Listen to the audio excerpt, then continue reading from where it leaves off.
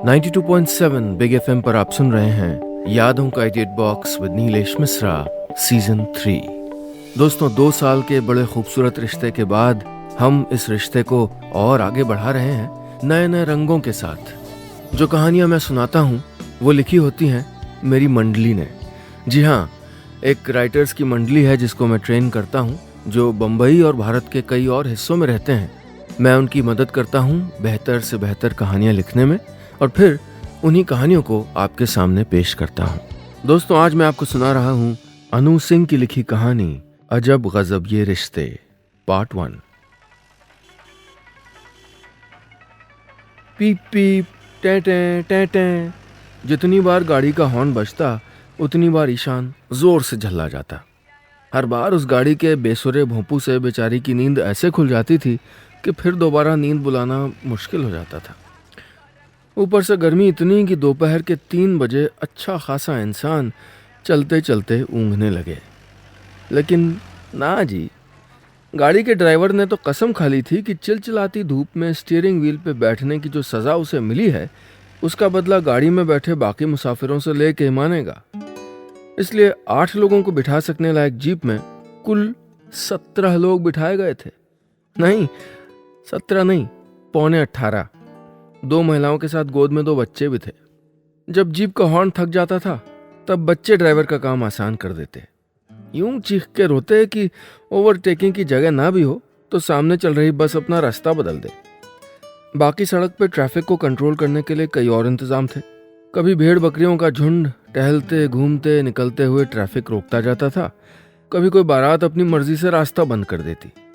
सड़क पे बाजा बजा के पब्लिक को रोक के नाचने और तमाशा दिखाने का अपना मजा है भाई।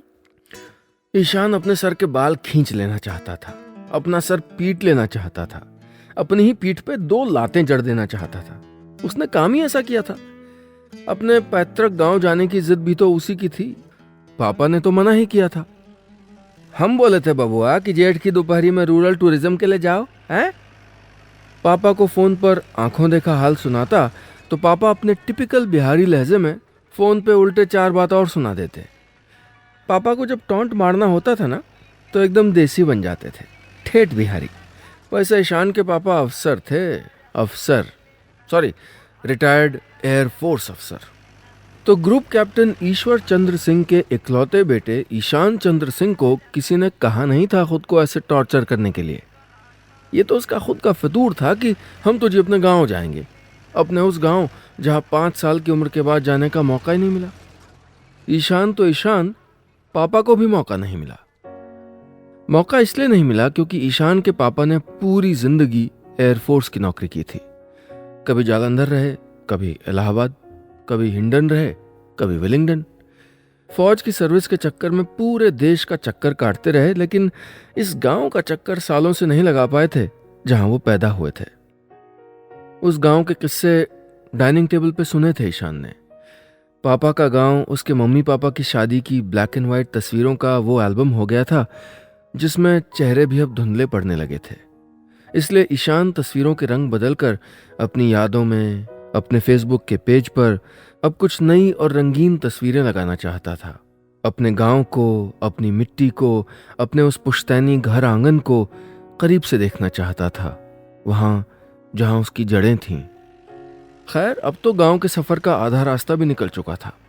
उसके पास लौट जाने का अब न कोई रास्ता था न वजह। जून की गर्मी में पटना एयरपोर्ट पे ऑटो वालों की कचकच झेल चुका था, स्टेट ट्रांसपोर्ट की बस लेने का एडवेंचर देख चुका था, और अब गांव के पास छोड़ने के लिए ये जीप। पिछले 5 घंटे उसके लिए हर लिहाज से रोमांचकारी और साहसिक एडवेंचर सम रहे थे। इसलिए ईशान ने जीप के हॉर्न को गाड़ी में बैठे बच्चों के गले के भोंपू को बजने दिया और आंखें मूंद के पीछे सीट पे सर टिका दिया। हिंदी में कह लें या अंग्रेजी में, गांव तक का सफर अब शुरू हो चुका था। 92.7 बिग एफएम पर आप सुन रहे हैं यादों का edit box with Nilesh Mishra season 3। दोस्तों, आज की कहानी में अब तक आपने सुना कि कहानी का नायक ईशान बड़े शहर से आया है और अपने गांव जा रहा है। पहली बार तो नहीं, लेकिन पहली बार ही समझ लीजिए। आखिरी बार गांव तब गया था जब 5 साल का था। ईशान गांव पहुंचने के लिए एक जीप में बैठा है और जीप में हालत ऐसी है कि मुसाफिर एक दूसरे की गोद में नहीं गिर रहे, बस यही गनीमत है। गांव में लोगों को एडजस्ट करने की आदत है ना, इसलिए 8 सीटर जीप में 18 लोग भी एडजस्ट कर लेते हैं। अब आगे। ईशान ने आंखें खोली, अपने बैकपैक में हाथ डाल के कुछ ढूंढने की कोशिश करने लगा। हाथ आए मिस्ट्री नॉवल में अपने बोर्डिंग पास का बुकमार्क डाल के ईशान ने नॉवल को अंदर की ओर ठेल दिया और फिर कुछ ढूंढने लगा। इस बार सैनिटाइजर का डब्बा बाहर निकला। ईशान ने हथेली पे 2 बूंदें डाली, दोनों हथेलियों को आपस में रगड़ा, अपनी ही हथेलियों की खुशबू ली और बैग में फिर से कुछ ढूंढने लगा। ईशान बैकपैक खींचे, फिर उसे खोले, फिर कुछ ढूंढे, फिर बैग को नीचे रखे। अचानक ईशान को किसी ने जोर से कोहनी मारी। घूम के देखा तो बगल में एक लड़की थी, गर्मी से पस्त, चिढ़ी कुढ़ी हुई, पसीने से तरबतर। सीधे बैठने में दिक्कत है तो एक ठो गाड़ी अपने लिए रिजर्व कर लेते। हम तुम्हारी कोहनी का मार खाने के लिए सीसपुर बाजार तक का 16 रुपए का भाड़ा दे रहे हैं, लड़की ने झल्ला के कहा। एग्जैक्टली, यही तो ढूंढ रहा था ईशान। कागज की वो पर्ची जिसपे उस बाजार का नाम लिखा था जहां उसको उतरना था। सीसपुर बाजार, यही तो बताया था पापा ने। सीसपुर बाजार से गांव 3 किलोमीटर था, जहां तक पैदल जाना होता। सॉरी आपको तकलीफ हुई, ईशान ने कहा और फिर पूछा, वैसे सीसपुर बाजार कितने किलोमीटर है यहाँ से? लड़की ने कोई जवाब नहीं दिया, बस मुंह घुमा के बैठ गई। नया आया हो का गांव में? सामने की सीट पे बैठे एक और मुसाफिर ने कहा। पहले तो लड़की लोग के बगल में बैठने का तमीज नहीं है, दूसरा ये भी नहीं जानते कि गांव के रास्ते में मीटर किलोमीटर नहीं चलता है, टाइम से नापते हैं दूरी। कहने को 12 किलोमीटर है यहाँ से सीसपुर बाजार, लेकिन अभी थोड़ी देर में देखना रास्ता, ऐसा रास्ता है कि तुम्हारी फरारी भी बैलगाड़ी बन जाए। और ठीक यही हुआ। 5 मिनट के भीतर जिस रास्ते पे जीप उतरी, वहां से सड़क देख के ऐसा लगता था कि जैसे ये सड़क नहीं, आसमान से गिरे उल्का पिंडों की वजह से बन गए छोटे छोटे क्रेटर्स हों। बल्कि कई जगहों पे सड़क तो थी ही नहीं, सिर्फ गड्ढे थे। ऐसे में जीप सड़क से नीचे उतर के खेतों में चलने लगती। जीप में बैठे मुसाफिर निर्विकार भाव से अपना सफर काटते रहते। जीप उछलती तो जीप में बैठे लोग उछल जाते, लेकिन उसी में लोगों का ऊँघना जारी रहा। बच्चे अपने सुर में रोते रहे, बातें करने वाले बातें करते रहे, और कोई झुमका ठुमका गोली बोली वाला भोजपुरी गाना जीप में बजता रहा। जीप हिचकोले खाती रही। ईशान अपने बैकपैक को लिए सिमटा हुआ बैठा रहा, लेकिन न चाहते हुए भी लड़की को हाथ लगी जाए। लड़की घूर के देखे तो ईशान वापस घूर दे। एक हिचकोले में जब गलती से इंसान का बैकपैक उसकी गोद में जा गिरा तो लड़की फिर घूर रही। दिक्कत क्या है? मैंने आपकी प्रॉब्लम क्या है? ईशान वापस घूर रहा है। मेरी प्रॉब्लम? अरे आपको इतनी प्रॉब्लम है तो इतनी भीड़ वाली जीप में क्यों चलती हैं? उड़न खटोला मंगा लेती ना अपने लिए। उतर जाओ इस जीप से, हम कह रहे उतर जाओ। एक तो चोरी, ऊपर से सीना चोरी। लड़की और जोर से घुर्राई। जीप में बैठे सारे लोग अब ईशान को देख रहे थे। गुस्से में ईशान ने भी जीप रुकवाई और वहीं उतर गया। तुम जैसे लोगों के साथ जाने से तो अच्छा है मैं पैदल चला जाऊं। इस जीप से बेहतर तो मुंबई की लोकल ट्रेन होती है, लोगों को भीड़ हैंडल करने की तमीज तो होती है। ईशान बैकपैक पीठ पे डाले, पैर पटकता हुआ, गुस्से में बुदबुदाता गांव की पगडंडियों पे उतर गया। जीप धूल उड़ाते हुए आगे बढ़ गई। 92.7 बिग एफएम पर आप सुन रहे हैं यादों का edit box with Nilesh Mishra season 3। दोस्तों, आज की कहानी में अब तक आपने सुना कि ईशान अपने पापा के गांव जा रहा था अकेले। पहली बार उसको गांव जाने वाली ठसाठस भरी जीप में एक लड़की मिल गई जिससे उसकी झड़प हो गई और ईशान जीप से उतर गया। अब आगे। 10 कदम चलने के बाद होश आया कि गुस्से में ऐसी बेवकूफ़ी नहीं करनी चाहिए थी। जून की दोपहरी में जमीन आसमान दोनों आग उगल रहे थे। सड़क से दूर दूर तक न कोई बस्ती नजर आती थी, न कोई बाजार। अब तो मैदान जंग में उतर पड़ा था ईशान। कोई दूसरा रास्ता भी नहीं था। ईशान उस सुनसान रास्ते पे अकेले चलने लगा। थोड़ी दूर गया था कि उसको अपने पीछे कदमों की आहट सुनाई दी। कोई पीछे से उसकी ओर दौड़ता हुआ चला आ रहा था। पीछे घूम के देखा तो वही लड़की थी, जीप वाली, हाथ में काला छाता लिए, उसी की ओर भागती चली आ रही थी। ईशान के पास पहुंच के उसने पूछा, सीसपुर बाजार का रास्ता मालूम है? आपसे मतलब? ईशान ने चिढ़ के कहा। अरे तुम गलत रास्ते पे जा रहे हो, सड़क के दूसरी तरफ है सीसपुर। वो तो जीप के ड्राइवर ने अपने आईने में तुमको देख के हंसते हुए कह दिया था कि तुम सीसपुर नहीं पटना की ओर चल दियो, तब हमने गाड़ी रुकवाई। अरे सीसपुर सड़क की दाएं तरफ नहीं बाएं तरफ है, उधर ही है मेरा गांव भी। चलो शॉर्टकट से ले चलते हैं तुमको। लड़की बदस्तूर बोलती रही और ईशान उसको देखता रहा। ये लड़की पागल थी क्या? पहले जीप से उतरवाती है, फिर कहती है चलो शॉर्टकट से ले चलते हैं। ईशान ने उसकी ओर देख के दिमाग के नट बोल्ट के ढीला होने का इशारा किया और आगे बढ़ गया। लड़की उसके पीछे हो ली। सुनो, गलत रास्ता है वो, लड़की ने कहा। ईशान ने चिढ़ के कहा, गलत ही सही, लेकिन तुम्हारे साथ नहीं जाऊंगा। लड़की ने कंधे उचकाए और अपने रास्ते चल दी। ईशान दूसरी तरफ खेत की पगडंडियों पे आगे बढ़ता रहा, लेकिन 10 मिनट में उसे समझ में आ गया था कि गुस्से में वाकई इंसान की मति मारी जाती है। ईशान को बुरी तरह भूख लगी थी और अब तो मिनरल वाटर की बोतल में जो थोड़ा बहुत खौलता हुआ पानी बचा था वो भी खत्म हो गया था। दूर दूर तक एक भी इंसान नजर नहीं आ रहा था कि ईशान सीसपुर का रास्ता पूछे। उसने खड़े होकर सोचा, मुमकिन है वो लड़की सही कह रही हो, मुमकिन है कि मैं उल्टे रास्ते पे ही चल रहा हूँ। ईशान ने अबाउट टर्न किया और पीछे लौट गया मेन रोड की तरफ। रास्ते में एक बड़े से कटहल के पेड़ के नीचे वही लड़की बैठ के अपने फालसे खा रही थी। ईशान को वापस लौटते देख के मुस्कुराई और खड़ी हो गई। क्यों, लौट के बुद्धू घर को आए? उसने ईशान को देख के कहा। ये लो फालसे खाओ और मेरे साथ आओ। वैसे सीसपुर में जाना कहाँ है? लड़की ने पूछा। सीसपुर से 3 किलोमीटर आगे है गांव रसूलपुर, पारस सिंह क्या जाना है, ईशान ने कहा। अच्छा, पारस सिंह कौन लगते हैं तुम्हारे? मेरे पापा के बड़े भाई हैं। जानती हो उनको? इतनी अच्छी तरह कि आपको उनके आंगन तक छोड़ आएंगे, लड़की ने कहा। इतना कह के जीप वाली लड़की तेजी से चलने लगी और ईशान के सर के ऊपर छाता लगा दिया। नो थैंक्स, मुझे छाता नहीं चाहिए। मुंह देखे हो अपना आईने में? लू में खजूर से छुआड़ा हो गया। चलो चुपचाप छाते में, वरना धूप में बेहोश हो गए तो यहाँ दूर दूर तक पानी भी नहीं मिलेगा। ईशान को एक बार फिर गुस्सा आया, लेकिन वो चुप रहा। लड़की के हाथ से छतरी ले ली और दोनों खेत की पगडंडियों से होकर सड़क पर और फिर सड़क से वापस पगडंडियों पर आ गए। जीप वाली लड़की आगे आगे, हाँफता पसीने बहाता ईशान उससे 4 हाथ पीछे। ऐसे में ईशान और उस जीप वाली लड़की में दोस्ती होती भी तो कैसे? 92.7 बिग एफएम पर आप सुन रहे हैं यादों का edit box with Nilesh Mishra season 3।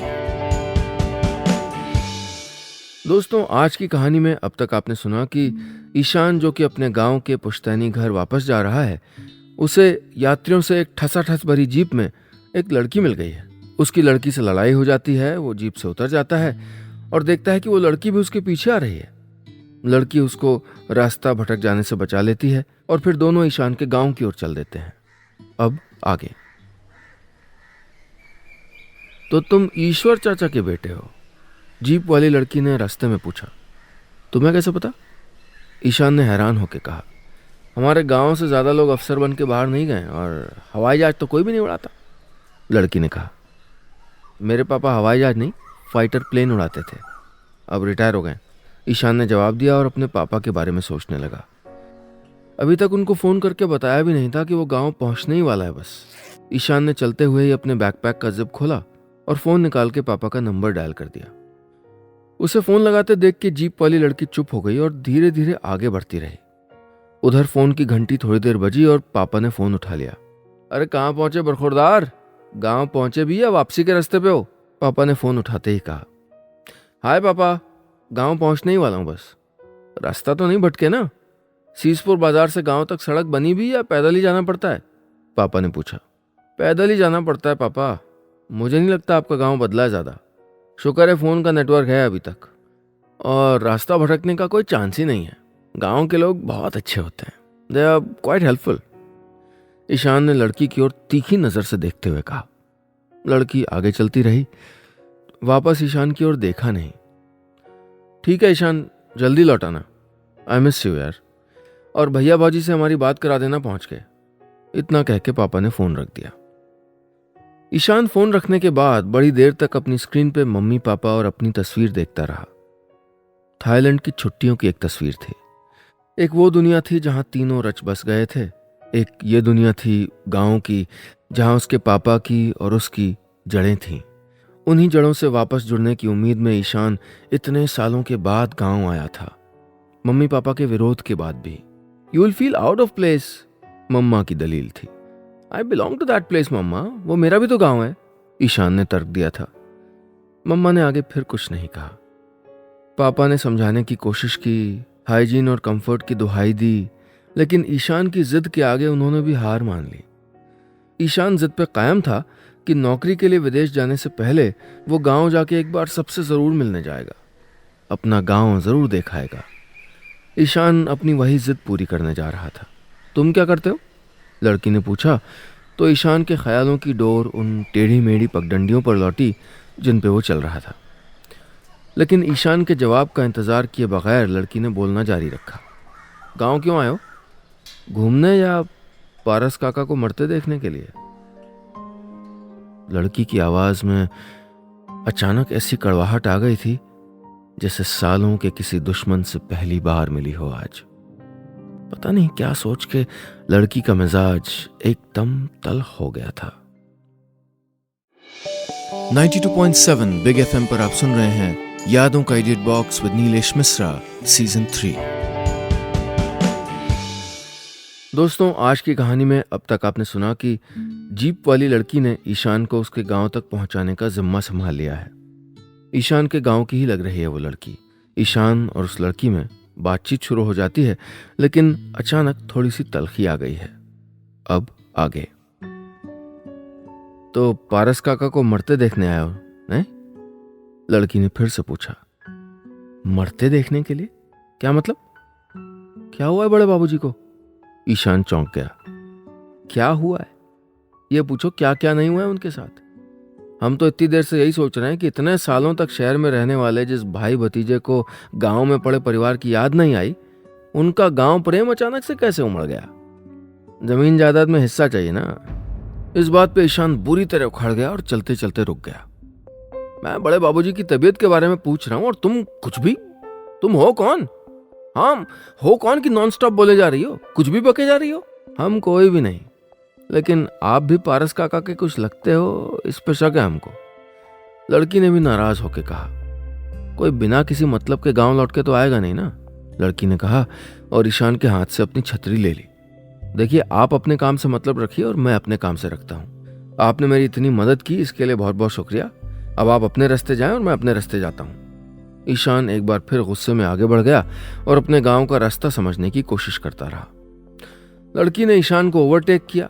उससे कुछ कहा नहीं, बस उसकी ओर देखा और फिर आगे बढ़ गई। ईशान लड़की के पीछे चल पड़ा। यह भी सच था कि इस अनजान जगह पे यही एक लड़की थी जो उसको अपने गांव, अपने घर तक पहुंचा सकती थी। लेकिन अजीब बात थी है, अभी आधे घंटे दोनों कई बार लड़े थे, कई बार दोनों में बहस हो गई थी। फिर भी दोनों ने एक दूसरे के बारे में कितनी जल्दी अपनी राय भी बना ली थी। हम एक दूसरे को बिना जाने समझे कितनी आसानी से अपने हिसाब से परख लेते हैं, नहीं? लड़की और ईशान खामोशी से एक दूसरे के आगे पीछे चलते रहे। दोनों के जहन में कई सवाल घूम रहे थे। वो पारस काका के बारे में सोच रही थी कि कैसा भाई होगा वो जो इतने सालों तक अपने ही परिवार की खबर लेने नहीं आया और अब 20 साल बाद अपने बेटे को भेजा है गांव। ईशान सोच रहा था कि बड़े बाबूजी को हुआ क्या है आखिर, और ऐसा क्या हो गया था पापा और बड़े बाबूजी के बीच कि इतने सालों तक अपने भाई की खबर तक नहीं ली पापा ने। क्यों पापा मम्मी नहीं चाहते थे कि ईशान गांव जाए? उसके पापा इतने तो खुदगर्ज नहीं है, और ये अनजान लड़की क्यों कह रही है कि जमीन के लिए लौटा है ईशान? क्या बड़े बाबूजी भी ऐसा ही सोचेंगे? अब ईशान का दिल बैठने लगा था। एक नई जगह जाने का उत्साह ठंडा पड़ गया था। जिस खुशी के साथ खेतों में वो उतरा था, वो खुशी कहीं गायब हो गई थी और दिल पर एक बोझ, रिश्तों की उलझनें और कई सारे सवाल इतने भारी लगने लगे थे कि पैर भी मुश्किल से उठते थे। अचानक एक गांव आया और लड़की गांव के सकरे होते रास्ते पे उतर गई। ईशान भी उसके पीछे हो लिया। थोड़ी देर चलने के बाद लड़की एक घर के सामने थी। उसने घूम के ईशान को देखा। उस टूटे फूटे घर की तरफ एक नज़र डाली और बिना कुछ कहे आगे चली गई। ईशान समझ गया था कि ये बड़े बाबूजी का घर था, उसके पापा का पुश्तैनी घर, उसका अपना पुश्तैनी घर। 92.7 बिग एफएम पर आप सुन रहे हैं यादों का edit box with Nilesh Mishra season 3। दोस्तों, आज की कहानी में अब तक आपने सुना कि हमारी कहानी का नायक ईशान पहली बार अपने गांव जा रहा है। उसे रास्ते में एक लड़की मिलती है जिससे उसकी झड़प हो जाती है। बावजूद झगड़े के वो लड़की ईशान को उसके गांव तक का रास्ता दिखाती है और ईशान अंततः अपने पुश्तैनी घर पहुंच जाता है। अब आगे। ईशान थोड़ी देर तक उस घर के सामने खड़ा रहा। यहां कुछ भी नहीं बदला था। घर ठीक वैसा ही था जैसा उसने ब्लैक एंड व्हाइट तस्वीरों में पापा के एल्बम में देखा था। सामने वही नीम का पेड़, दरवाजे पर वैसे ही लकड़ी की 4 कुर्सियां और एक चारपाई, दरवाजे के ऊपर दालान की छत पे बने हुए बेल बूटे, दालान तक पहुंचने के लिए बनी हुई 4 सीढ़ियां, सब कुछ वैसी ही थी। बस ऐसा लग रहा था कि जैसे पापा के एल्बम वाली फोटो पे किसी ने बेहद फीके और उदास रंग उड़ेल दिए हों। हर जगह खामोश सी उदासी बिखरी थी। ईशान का दिल जोर से धड़कने लगा। उसे अचानक इस नई जगह जाने में घबराहट होने लगी। वो वापस लौट जाना चाहता था। तभी दरवाजे से एक बुजुर्ग बाहर निकले। बाल जूट की तरह सफेद, एक हाथ में छड़ी, दूसरे में अखबार। उन्होंने कुर्सी खींच ली और बैठने जा ही रहे थे कि उनकी नजर दूर खड़े ईशान पे पड़ी। उन्होंने अपनी आंखों पे जोर डाला, भौएं समेटी और थोड़ी देर ईशान को देखते रहे। फिर उन्होंने आवाज लगाई, सुन रही हो? ईशान आया है। ईशान समझ गया कि यही बड़े बाबूजी हैं। उसने तेजी से आगे बढ़ के उनके पैर छू लिए। तब तक बड़ी अम्मा बाहर आ गई थी। पांव छूने से पहले ही उन्होंने ईशान को गले से लगा लिया और फूट फूट के रोने लगी। अपनी हिचकियों के बीच अपनी साड़ी के पल्लू से आंसू पोंछते हुए ईशान के चेहरे को बार बार छू के देखते हुए बड़ी अम्मा यही कहती रहीं, इतने सालों में तू अभी आया ईशु? इतने सालों तक कहाँ था रे? इतना सा था जब देखा था तुझको। एक बार अपनी बड़ी अम्मा को देखने आया होता। अब आया हूं ना, ईशान ने बड़ी अम्मा के आंसू पोंछते हुए कहा। देर से सही लौटा तो हूं बड़ी अम्मा। ईशान ने बड़ी अम्मा को बड़े बाबूजी के बगल वाली कुर्सी पे बिठाया और उनकी गोद में अपनी हथेलियां रख दी। बड़ी अम्मा का हाथ थाम लिया। अकेला आया है या कोई और भी? बड़े बाबूजी ने दूर तक अपनी नजरें फेंकते हुए कहा। अब उनकी आंखों में नाराजगी उतरने लगी थी। अकेला ही आया हूं, ईशान ने कहा। घर का रास्ता याद था तुझे? बड़ी अम्मा ने प्यार से पूछा। कहाँ अम्मा, 5 साल का था जब पिछली बार आया था। पापा ने पता लिखवा दिया था और जीप में एक लड़की मिल गई थी, उसने दरवाजे तक छोड़ दिया, ईशान ने कहा और अचानक सोचने लगा, जिस जीप वाली लड़की ने उसकी मदद की उस लड़की को थैंक यू तक नहीं कह पाया था। दोनों लड़ते ही रहे थे बस। कुछ रिश्ते अजीब से होते हैं, उनमें बेवजह ही तलखी, कड़वाहट या नाराजगी आ जाया करती है। फिर अपने ईगो, अपने अहम की वजह से हमें उन रिश्तों की मरम्मत करने का वक्त ही नहीं मिलता। ईशान के साथ साथ बड़ी अम्मा भी ठीक यही सोच रही थी। दोस्तों, ये था इस कहानी का पहला पन्ना। कल इसका दूसरा पन्ना पलटूंगा, कहानी अजब गजब ये रिश्ते पार्ट 2 में।